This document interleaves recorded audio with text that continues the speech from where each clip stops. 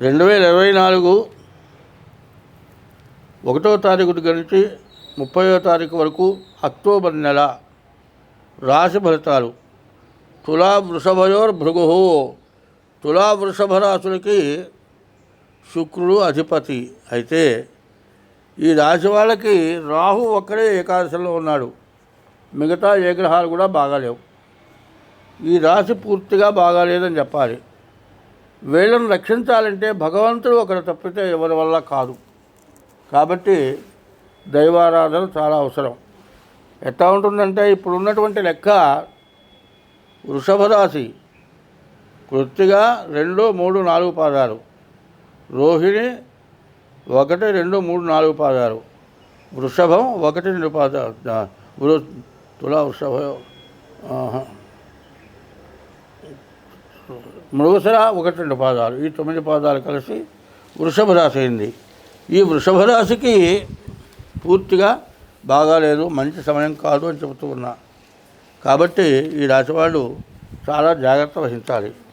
ఎట్లా ఉంటుందంటే ఒక 60 సంవత్సరాలు బాగా సంపాదించినటువంటి వ్యక్తి, ఎంతో కూడబెట్టినటువంటి వ్యక్తి మొత్తం పోయి కనీసం తినటానికి తిండి, కట్టడానికి గుడ్డ లేక ఇబ్బంది పడుతుంది. ఎట్లా అంటే ఇట్లాంటి రాసులు, ఇట్లాంటి సమయాల్లోనే అంత నష్టం జరుగుతుంది.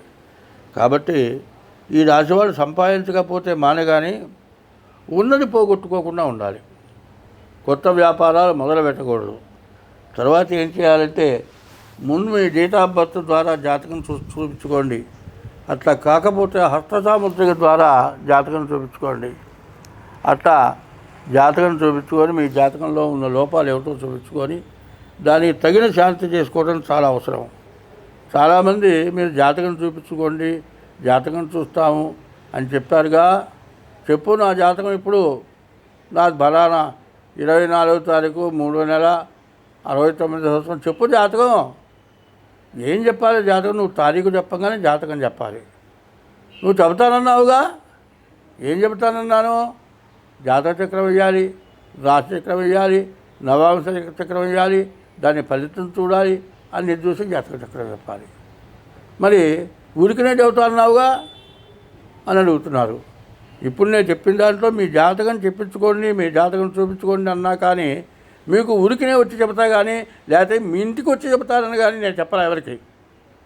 కొంతమంది చాలా అనవసరమైన మాటలు మాట్లాడుతున్నారు. నువ్వు చెబుతాన్నావు కదయా ఇట్లా అడుగుతున్నారు.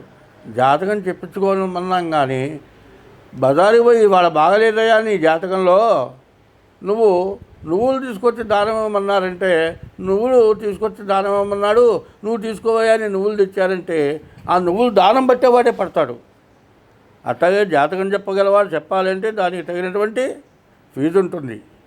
అది లేకుండా జాతకం చెప్పడం అయ్యేది కాదు. కాబట్టి ఇది బాగా గుర్తుంచుకోవాలి. చాలామంది అర్ధరాత్రి 12 గంటలకి 1 గంటకి ఫోన్ చేస్తారు, జాతకం చెప్పు ఇట్లా మాట్లాడుతున్నారు. ఇది పద్ధతి కాదు. ఎందుకంటే ఇట్లా చేయొద్దు. ఎందుకంటే ఏదైనా నోరెత్తి మాట్లాడితే మీలాగానే మాట్లాడితే మంచిది కాదు. కాబట్టి ఈ రాశి వాళ్ళకి పూర్తిగా బాగాలేదు. కాబట్టి ఈ రాశి వాళ్ళు జాగ్రత్తగా చూసి జాతకం చెప్పించుకోవాలి. మీకు జాతకం చెప్పాలి అంటే ముందు మిస్డ్ కాల్ ఇవ్వండి. మాకు అవకాశం ఉంటే కాల్ ఎత్తుతాం, మాట్లాడతాం, లేకపోతే తర్వాత ఎప్పుడో మాట్లాడతాం. అప్పుడైనా సరే చక్రం వేయాలి, దానికి తగిన ఫీజు ఉంటుంది. దానికి ఏదైనా దోషాలు ఉంటే చేయాలి, దానికి ఖర్చు ఉంటుంది. అటువంటివి తీసుకొని చేయటం జరుగుతుంది. కానీ ఊరికినే చేయటానికి నేనేమి కోటీశ్వరుని కాదు, పెద్ద కొండలు నా దగ్గర లేవు, అది మాత్రం ఆలోచించుకోండి. అయితే మధ్యతరగతి వాళ్ళకి తగినట్టుగా కనిపెట్టి నేను ఇట్లాంటి పనులు చేయగలను. అంతేగాని చెబుతాన్నావు కదా ఊరికినే చెప్పు. చాలామంది ఊరికినే జాతకం చెబుతా ఉంటారు. ఊరికినే జాతకం చెప్పేది అది సరిగ్గా చెప్పగలవాలి, అట్లా చెప్పరు. స్వస్తి. మేషరాశి నుండి మీనరాశి వరకు కూడా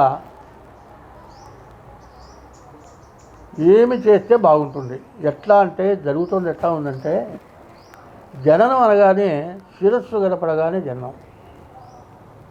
శిరస్సు గడపడిన తర్వాత శిశువు భూమి మీద పడ్డ తర్వాత ఏడ్చిన తర్వాత అప్పుడు కానీ టైం వేయట్లా. మరి ఆ శిశువు బయటకు వచ్చి ఏడ్చేదాకా 10 నిమిషాలు, 15 నిమిషాలు, అర్ధగంట కూడా పడుతుంది.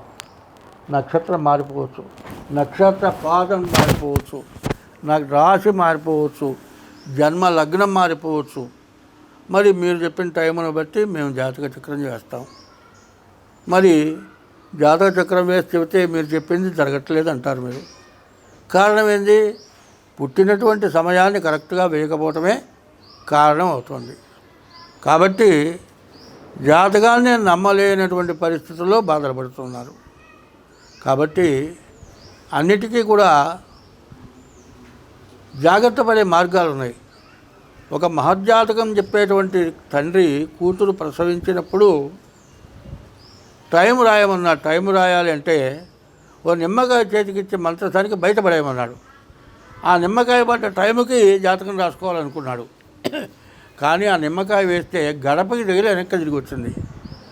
మళ్ళీ ఆ నిమ్మకాయ బయటపడే టైం పట్టింది. దానివల్ల టైము మారిపోయింది. అయితే ఈ జాతకంలో అమ్మాయి మహారాణి అవుతుందని వచ్చింది. కానీ కొంతమంది సాముద్రికం చూసిన వాడు ఏం చెప్పాడంటే వ్యభిచారి అవుతుందన్నాడు. ఎందుకంటే సాముద్రికం ఎప్పుడు ఏంటంటే అసలు ఉన్నది బయటపడుతుంది. రేఖలు మనం పుట్టించేవి కాదు కదా, వాళ్ళ జాతక రీత్యా రేఖలు పుడతాయి.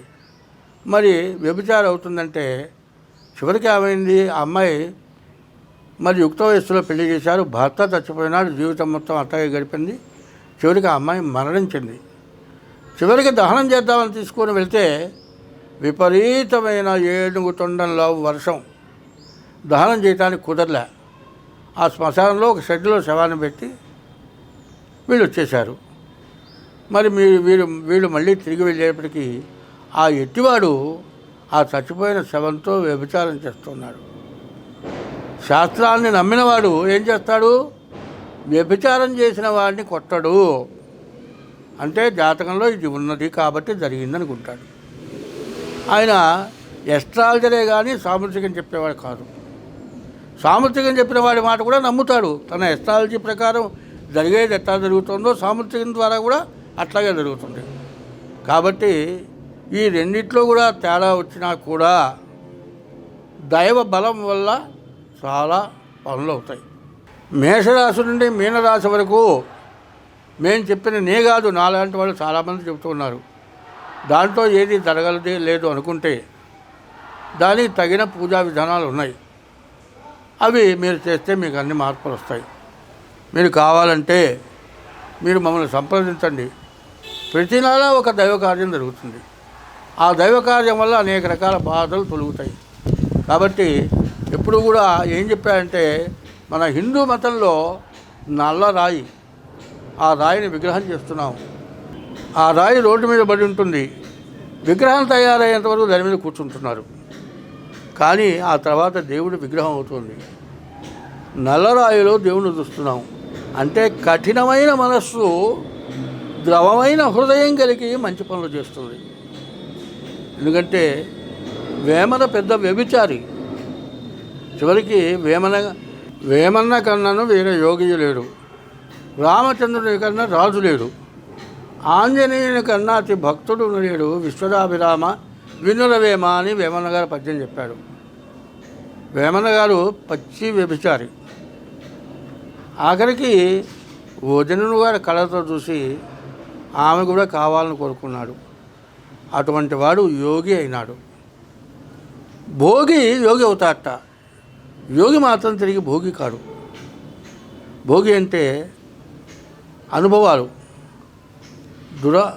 అనుభవాల్లో మంచి అనుభవాలు, చెడు అనుభవాలు ఉంటాయి. అన్నింటినీ కూడా పరిశీలించాలి. అయితే నేను అంటే అలవాటు ఉన్నవాడిని మాత్రం కాదు, అన్నింటినీ పరికించి చెబుతున్నవాడిని నేను. కాబట్టి మనకున్నటువంటి కష్టాలు ఎప్పుడూ ఉంటాయి అనుకోవద్దు. ఈ కష్టాలు ఈ జన్మలోనే పోగొట్టుకోవాలి మనం, మళ్ళీ వచ్చే జన్మ దాకా రాకూడదు. కాబట్టి జన్మంటూ ఉంటుంది కాబట్టి ఆ జన్మకి సమస్య లేకుండా చేసుకోవాలి అంటే మా చేత గ్రహ పూజలే కాదు, జాతకం చెప్పడమే కాదు, సాముద్రికం చెప్పడమే కాదు, ప్రతి నెలలో కూడా ఏదో ఒక దైవ సంబంధించినటువంటి పూజా కార్యక్రమాలు జరుగుతూ ఉంటాయి.